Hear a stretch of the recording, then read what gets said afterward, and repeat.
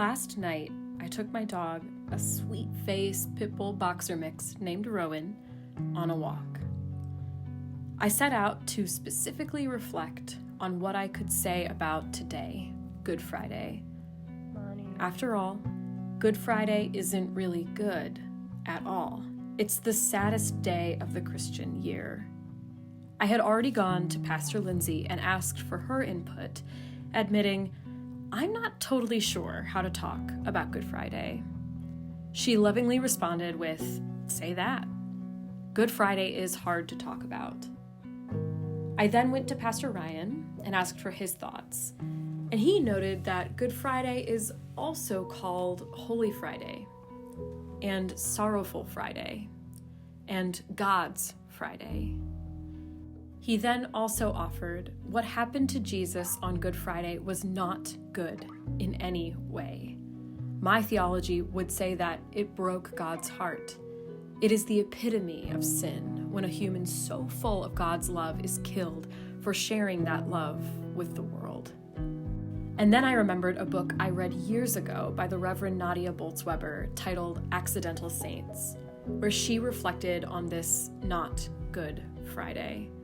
Nadia wrote, Good Friday is about us entering the difference between God and humanity and just touching it for a moment. Touching the shimmering sadness of humanity's insistence that we can be our own gods, that we can be pure and all-powerful. Some may think that spirituality means attaining a disembodied, transcendent state where somewhere up in the ether. But that's not where we find God. That's just where we try to be like God, and that's different. So I set out on my walk around the neighborhood. It was damp and cool, and the scent of wet dirt and newly popped tree blossoms floated in the breeze. I passed chain-linked fences and muddy street puddles and glowing windows of houses just feet from the sidewalk. A couple cozied up on their couch, watching a movie. Roommates talking in their dinner table after clearing their plates. I kept grounding myself in how lovely this evening was with my beloved dog. Because as Nadia also wrote in her book, Good Friday happens every day. As I considered what to talk about in this Good Friday video while watching Rowan sniff tree stumps at every pass, I just kept thinking about all the unfair, wrong, inexplainable things. All the suffering in the world. I just kept thinking that I don't need to tell you about Good Friday. You know about Good Friday. You know about the war on the people of Ukraine. You know about the subway shooting in Brooklyn.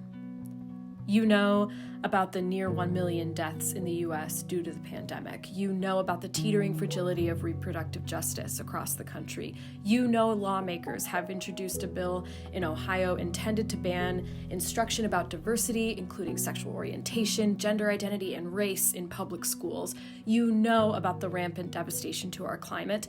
You know about how people just can't bring themselves to love their perceived enemy. You know about Good Friday. You might know about waiting on the diagnosis, the scent of the hospital room, the trauma of military service, the months of numbness after sudden loss, the discrimination done to you, the neglected neighbor, the post-traumatic stress disorder, the angry parent, the harmful lover, the battle with addiction, the loneliness that falls late at night. You know about your own grief, the unfiltered reality of your lived experience. Each story of hardship is different, but I think we can agree that being a human can be really hard. Duke Divinity professor Kate Bowler recently published a book about it. There is no cure for being human. So I was nearing the end of my walk. I approached a telephone pole turned memorial I had walked by countless times before. For the first time, I observed it up close. I went out of my way to do so, and I was struck by the evidence that this pole was wrapped in love. Recently updated by mourners. Everything on the pole looked new.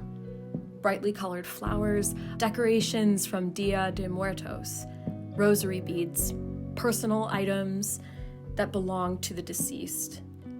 Shoes, a trading card, a signed Cleveland Browns hat. I went home and looked up the name of the person who lost their life near that phone pole.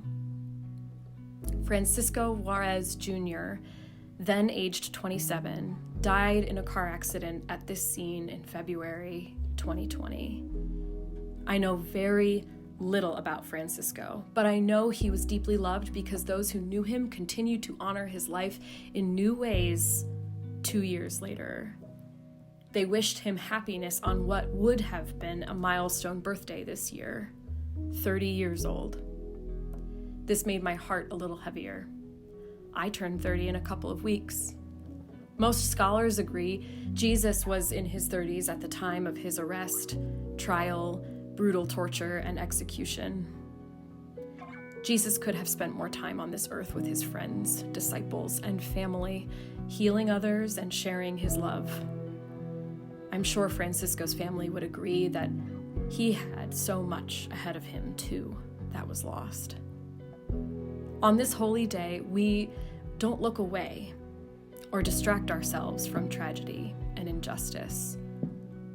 We reflect on the harm that power, thirst, ego, and carnal fear can have on individuals, communities, and nations. We sit with what is unfair and what doesn't make sense.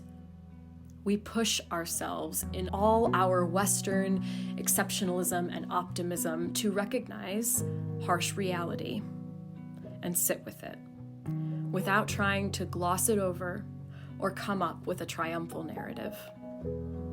There is no meaning to be made, just mourning to be done, and God sits with us. In the Christian tradition, we look to Christ, who was also called Emmanuel, which translates to God is with us in Hebrew. For a thread of comfort, we look to this symbol. God was unfairly persecuted by those with resources, influence, and power. God was mocked and tortured. God tried to make sense of pain. God felt abandoned and betrayed by people, the religious institution, and God. God died a brutal death and left his loved ones behind to try to figure out how to go on without him. God doesn't look at us in our suffering at a distance, filled with pity or indifference, or offering us platitudes to just have faith. The only good thing about Good Friday is what it means in the context of Jesus' incarnation, that he was fully God and fully human. The total union of divine and flesh in Christ tells us that God is with us in the midst of suffering. We see evidence of this elsewhere in the gospel stories, such as when Jesus wept over the death of his friend Lazarus before bringing him back to life. God knows our hurt. As we plead for a better world, enraged, asking, "How could you leave us like this?" God is there asking God's self, my God, why have you forsaken me?"